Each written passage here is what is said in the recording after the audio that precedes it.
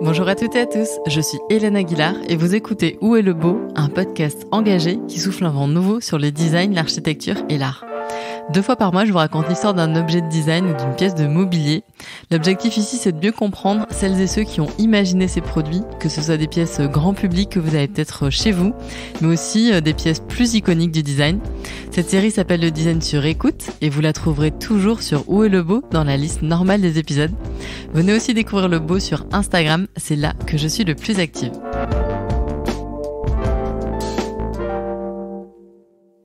Bonne nouvelle, pour celles et ceux qui souhaiteraient découvrir tous les épisodes de Où est le beau en exclusivité, dès le mardi, donc 48 heures avant tout le monde, je vous donne rendez-vous sur le site de Elle.fr, dans la rubrique Elle Décoration et sur les applications iOS et Android de Elle. En ce moment particulièrement, et c'est d'ailleurs complètement d'actualité avec la sonnerie générale de 18h, il a refait son apparition chez moi, c'est le petit rituel du thé. Faut dire que j'essaie drastiquement de diminuer le café que j'avais tendance à consommer beaucoup, même en fin de journée, parce que je suis une énorme fan de caféine addict. Mais bon, c'est pas très bon d'en boire beaucoup, et là les choses changent.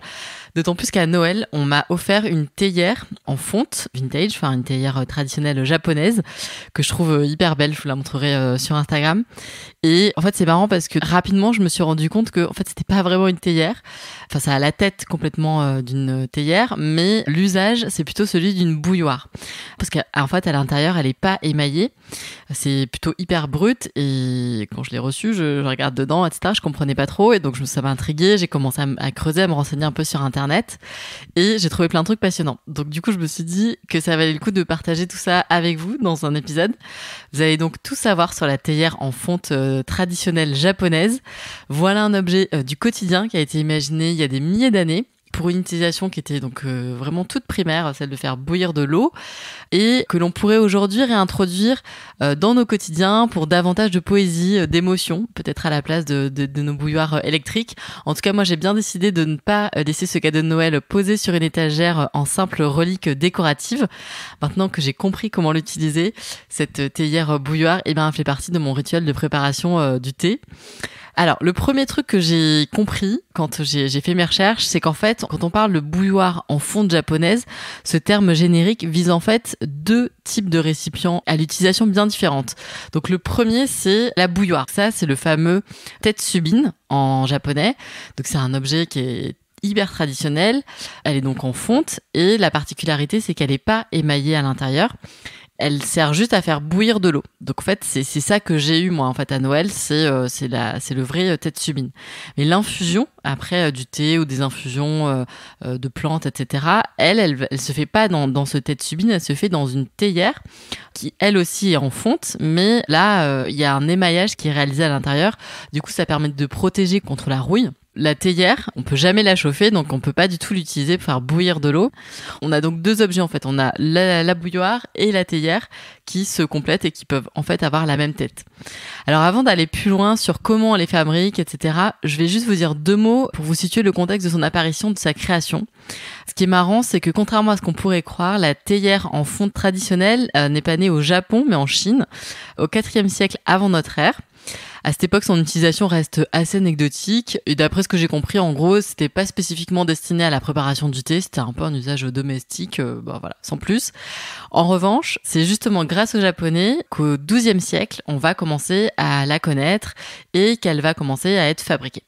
Le boom de la théière en fonte, il arrive au XVIIe siècle avec un prince du nord du Japon, dont je vous épargnerai le nom, mais qui était un grand amateur de thé et qui va commencer à collectionner les théières.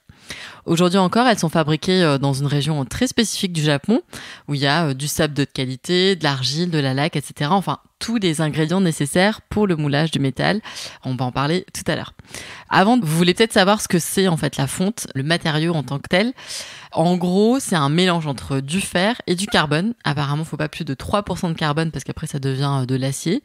La fonte, son principal avantage, c'est sa résistance. Donc, c'est hyper robuste, ça ne bouge pas, etc. L'inconvénient, c'est que c'est lourd et c'est aussi très cassant. C'est vrai que si on a le malheur de le faire tomber, contrairement à l'acier, la fonte, elle va se fissurer, en fait, se briser. Côté savoir-faire, il y a vraiment les vraies théières japonaises traditionnelles et toutes les autres. Et en fait, ça n'a absolument rien à voir. Si ce sont des vraies théières japonaises, elles sont fabriquées à la main par des artisans. Et en gros, le principe, c'est que ils vont couler la fonte entre deux moules en argile ou en sable. On a d'abord le moule qui va permettre de faire l'empreinte des motifs de la paroi extérieure de la théière. Et après, il y a le moule qui représente un peu le ventre de la théière, la partie contenant, l'endroit où il y a le liquide, quoi. Et donc ça, c'est les formes de ce moule-là sont différentes suivant les styles, etc. Mais traditionnellement, ça a plutôt la tête d'un donut bien épais, quoi. Et à la fin, les artisans font un gros paquet bien hermétique de ces moules. Et entre les parois des moules, l'espace vide qui reste de quelques millimètres, c'est justement l'épaisseur de la future théière. Les artisans viennent verser la fonte en fusion. Elle va venir remplir les espaces vides du moule. Et bim, une fois que tout est refroidi, que le moule est brisé à l'aide d'un petit marteau, on obtient par magie la théière. On comprend bien là que tous les moules sont à usage unique en fait. Et le moule qui demande le plus de travail, c'est le moule extérieur. Donc c'est le moule sur lequel les futurs motifs de la théière vont venir être dessinés par l'artisan. Et les Japonais, ils rigolent pas du tout avec les motifs. Suivant la complexité des dessins, il faut compter entre 2500 et 3000 gestes pour chaque décor. Moi par exemple, le motif que je préfère, ce sont ceux avec des petits points en relief qui se succèdent les uns à côté des autres. On appelle ça le motif harar. Et dans une vidéo que j'ai vue dans un atelier japonais, il montre bien en fait l'artisan qui a devant lui donc le moule en argile et il vient estampiller le motif à la main à l'aide d'un petit poinçon métallique là, tac tac tac. Il répète ce geste des centaines de fois. C'est hyper graphique et moi je trouve que c'est vraiment le motif qui est le plus beau. C'est aussi malheureusement le plus copié parce que c'est le plus fréquent et donc les industriels en Chine, au Vietnam, en Corée ont fabriqué beaucoup de théières de moins bonne qualité avec ce motif là. Et on comprend bien qu'en fait tous ces décors qui sont faits à la main représentent un travail mais colossal. Ça prend évidemment beaucoup de temps parce qu'il n'y a aucune machine industrielle dans ce process artisanal et ça explique aussi le prix de ces théières faites à la main qui est parfois élevé. En gros, je crois que c'est autour de 100 € à peu près. On reconnaît aussi les théières artisanales parce qu'elles sont signées par les artisans. En général, c'est pas très loin du bec verseur. Donc là, je vous ai un peu décrit l'étape jusqu'à ce qu'on ait versé la fonte et que ça ait refroidi. Donc là, on a la théière qui est brute. Il reste encore quelques petites étapes pour finir la fabrication. Elles vont subir ces théières, ce qu'on appelle une cuisson oxydante à 800 degrés au charbon de bois. Et en fait, cette étape, elle est assez cruciale parce que j'ai compris qu'elle permettait d'activer la fonte et de créer une espèce de protection un peu naturelle contre la rouille. Et ça leur donne un côté un peu gris-bleu. Mais c'est pas de l'émaillage en fait, c'est juste une protection un petit peu supplémentaire. Et après, l'artisan va venir terminer par appliquer à l'extérieur de la théière une laque naturelle à base de la sève d'un arbre qui s'appelle l'arbre urushi. Et ça lui donne un peu un côté brillant à l'extérieur de la théière. Donc c'est hyper joli. Et il faut compter en tout environ 1 semaine pour fabriquer à la main une théière en fonte japonaise.